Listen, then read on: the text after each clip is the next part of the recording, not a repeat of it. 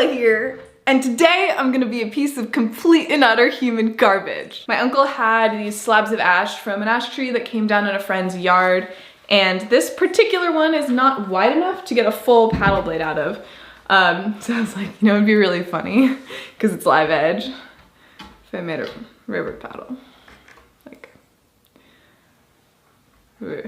river paddle. Okay, so to give you an example of the difference between a river paddle and a normal paddle, this is my aunt's normal paddle. It's in for a little bit of maintenance for the summer season right now, but you can see it is well proportioned. You know, it has a normal size shaft and then a beautiful normal size blade. But you can imagine in a river where you only have this much depth, you want to take this blade basically and make it sideways. And that's so you have more blade area pulling on the water without hitting the bottom of the riverbed. I think also concurrently I will be building 2 real paddles. So if you want actual quality content where you might learn something and have a DIY project to do yourself, hit the subscribe button so that next week you get notified for a video on how to actually build a paddle. Yeah. Okay. So have you clicked that subscribe button yet? Because let's just start building this thing. Cool. Now! All right, step 1 is to draw the shape of the paddle out onto the rough slab. And I'm not even gonna bother planing this because we don't have a thickness planer and it's all gonna get planed to a weird shape in the end anyway, so I'm just gonna leave it stained as is. Step 2 is to get safe before we use any power tools. Now we're ready for step 3. Step 3 is to use said power tools and cut out the shape of the paddle, or at least half of it. Step 3.5 is to secretly bust out some moves. And then once the dance gods have been satisfied, of course, you can resume jigsawing.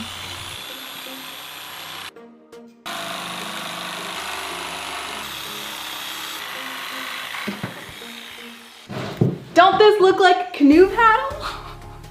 Okay, but this part does. So now I've got this like really uneven paddle and I need to cut this piece. And what I'm gonna do is leave this all square so that it's easier to make a mold for the epoxy and then do the rest of the shaping once the epoxy has been set. So I think step 1 is to clean off the bark and see what kind of live edge we're looking at.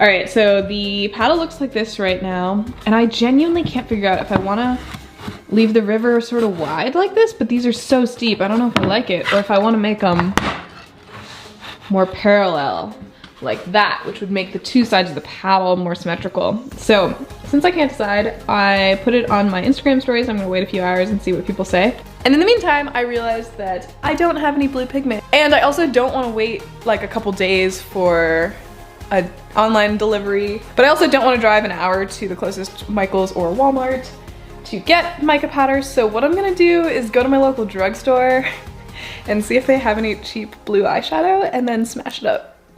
So while I'm waiting on this Instagram poll, let's take a field trip. Luckily though, I did remember to seal the live edge with epoxy before I left, and that way when we go to do the big pour, it will already be sealed so there won't be air bubbles.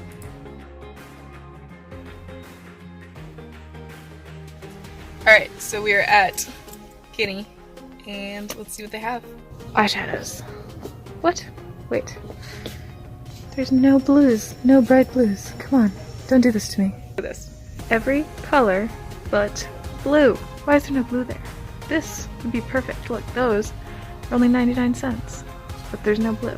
Almay seems to have heard of it. This might be my best bet. Y'all, this is booming downtown Addison, Vermont. Right here. Look at that. Oh, we're through it. That's it. All right, so Instagram has spoken and they've chosen parallel, not wide. If you disagree with that, you can go follow me on Instagram and then you'll have influence over the next voting decision. But for this project, we're gonna listen to the people and I'm gonna cut this off right there. And then we're gonna pour. Okay, so for some reason, I got lazy, or like, I don't even know what I was thinking, but I decided to see if I could make a mold out of masking tape like you're seeing here, and let me tell ya, this does not work. Like, I've done similar on really tiny wormholes and stuff, so I was like, oh, maybe it'll work on a large scale. No. But you'll see that in a second. So to get the blue pigment, I just gently scraped the top of the eyeshadow and kind of like created that fine powder, and then I mixed it into my thick set epoxy.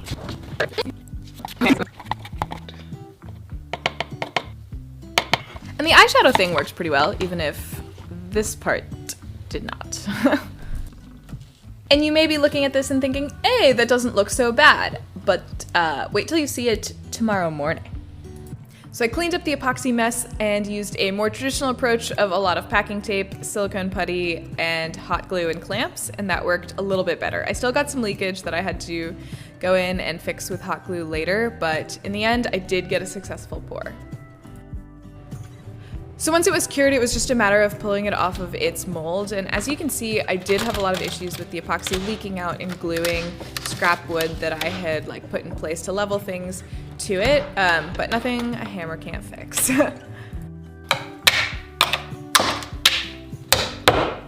So this turned out disgusting, but it's workable. So it looks like the silicone had gone bad and it never set.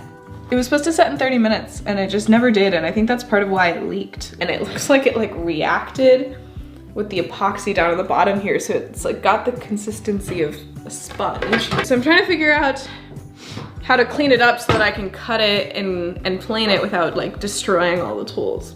And with that in mind, I decided to procrastinate on the cleaning it up and jigsaw a rough outline so that in theory there would be less to clean up, but really I just didn't want to solve the problem right away. And then I decided I was going to take that procrastination a step further and plane one of the sides down to give it a nice smooth finish, so that when I got really sad when I was working on the other side, I could flip it over and look at my pretty side.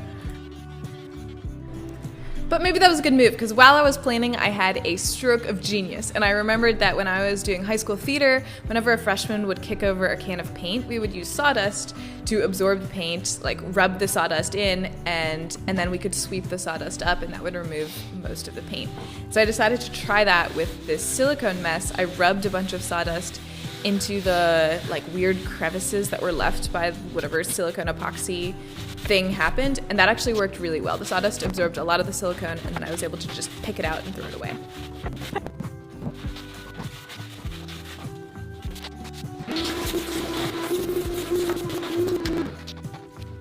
And then once it was mostly clean and silicone goop free, I was able to take the power planer to it and get that side really nice. And then it was like the mistake never happened. And now with more workable faces, I was able to do the final shaping of the blade, so that meant jigsawing it, and then power planing it some more, and then kind of going in for finishing touches with a hand planer.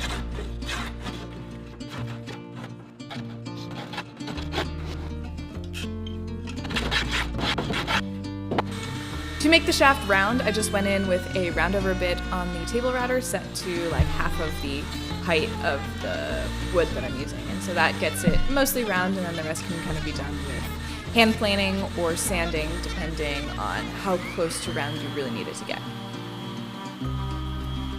With all the blade-related shaping done, it was time to move on to sanding, so this is probably 80 grit, although admittedly I don't remember. And then I did go in and sort of shape the angles of the corners a little bit more with a Dremel, just because a Dremel is so much easier to get into those inside curves. And then once I was done with that, I took the sander to the entire paddle. Now, I didn't put a huge amount of effort into making this grip really comfortable, because this is definitely more of a design paddle rather than a paddling paddle, just because the epoxy river makes honestly no sense in a paddle. If you want to learn how to make a more comfortable grip, that'll be in next week's video on how to make an actually paddleable paddle. But I just used a flap disc on a drill and got a close enough aesthetic shape.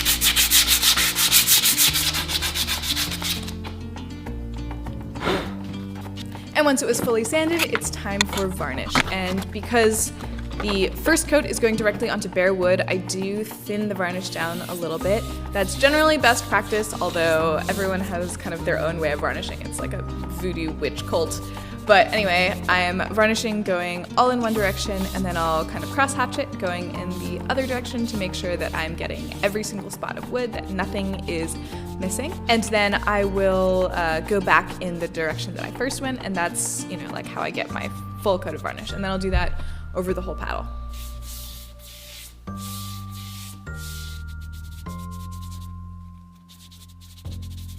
Many thanks to Total Boat for providing all of the epoxy and varnish used in this video. You can use my code TOTALZYLA at checkout for 15% off of all Total Boat products.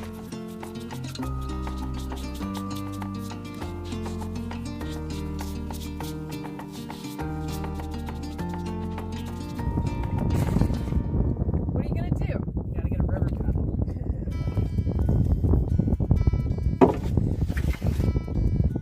Alright.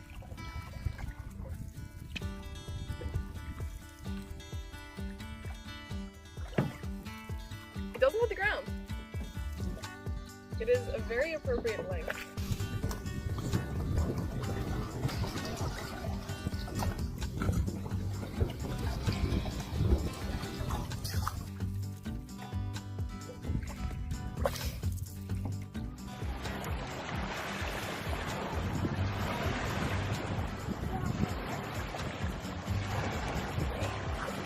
If you like this video, please do not hesitate to click the subscribe button and follow me on Facebook, Twitter, and Instagram at ZylaFoxlane. See you next time.